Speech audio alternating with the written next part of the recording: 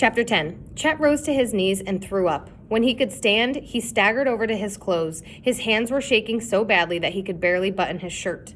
He shoved his feet into his boots, not even trying to lace them. And then, on wobbly legs, his blood pounding in his ears, he ran up the hill and found his way to Main Street. He pushed past the ladies with their shopping baskets. He crossed the street, ignoring the honking motor car that swerved around him. A man in a buggy shouted at him to watch out. The horse whinnied, and Chet barely noticed. He staggered into Mr. Colton's hardware store, tripping across the doorway and knocking over a display of watering cans. The clattering brought 3 customers to the front of the store. Mr. Colton hurried out from behind the counter. "Chet?" he said, worried. "What's wrong?" Chet opened his mouth, but he couldn't speak. "What happened?" Mr. Colton said. "Why is your shirt covered with blood? Are you bleeding? Who did this to you?" A small group of customers clustered around him, their eyes filled with concern. Finally, Chet got the words out. A shark." "What?" Mr. Colton said. "A shark," Chet repeated. "Has there been another attack on the shore?" Mr. Colton said. "I didn't see anything in the paper." Chet shook his head. "There's a shark in the creek," he said. "I saw it. It crashed into me." The crowd erupted into loud laughter. Mr. Colton offered a sympathetic smile and a hand on his shoulder. "It's the heat, my boy. It's driving us all a little mad." He asked one of the customers to go into the back and bring Chet a drink. He led Chet through the laughing crowd and sat him on a stool behind the counter.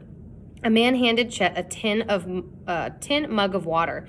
"Take a drink, son," Mr. Colton said, but Chet pushed it away and water splashed onto a pile of seed catalogs. "We have to warn people." But Mr. Colton just shook his head like Chet was a little kid who'd sure he had seen a unicorn galloping down the sidewalk. "There's so much garbage floating in that creek," Mr. Colton said. "It could have been a plank from a dock or a barrel or a—" "No," Chet said. "It was a shark." "I think maybe all those pranks are getting to you," Mr. Colton said. Chet knew that he must sound crazy, but he could spend all day swearing that he'd seen a shark and nobody would believe him. Why would they? A shark in the creek? It was impossible, except that Chet had seen it with his very own eyes. If he'd been a step slower, he'd be dead right now, another name in the newspaper. "It's all right, son," Mr. Colton said. "How about I call Dr. J and he'll give you a ride home? You've never been in his motor car, have you?" Mr. Colton headed to the back of the store to use the telephone. The customers drifted away, shaking their heads and chuckling. Nope, nobody would believe it. Meanwhile, that shark was still in the creek, and then it hit Chet, that there was one person in town who might just believe him, who might know what to do. He wasn't sure, but it was his best hope. He slid off the stool and rushed out of the store. "Chet," Mr. Colton called, "where are you going?" Chet didn't turn around. He had to find Captain Wilson. He'd wasted enough time already. Chapter 11. Chet stood staggering on the porch of the captain's house. He'd barely knocked when the front door swung open. The captain stood there with a scowl on his crumpled up face. He looked at Chet like he'd never seen him before. "Yes," he said. "What's this about?" Chet's heart sank. He thought of what Uncle Jerry had said, that the captain's mind was like Swiss cheese, full of holes and gaps in his memory. "What is this?" the captain said. "Are you selling something? I don't have all day." "Sorry, sir," Chet said. "I didn't mean to bother you."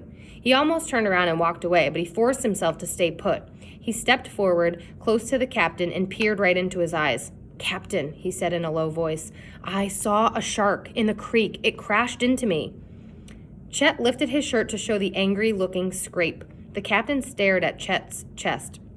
Then he looked into the distance.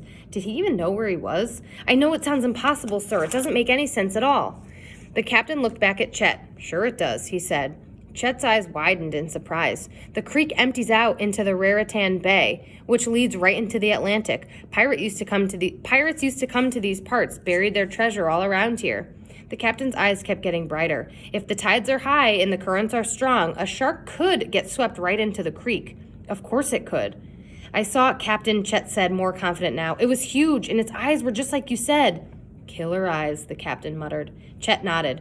"Why are you standing here, son?" the captain scolded. "We need to warn people. I'm getting my boat. You get down to that swimming hole and you tell people what you saw." "What if they won't believe me?" Chet asked. The captain put a hand on Chet's shoulder. His grip was very strong. "Go," he said.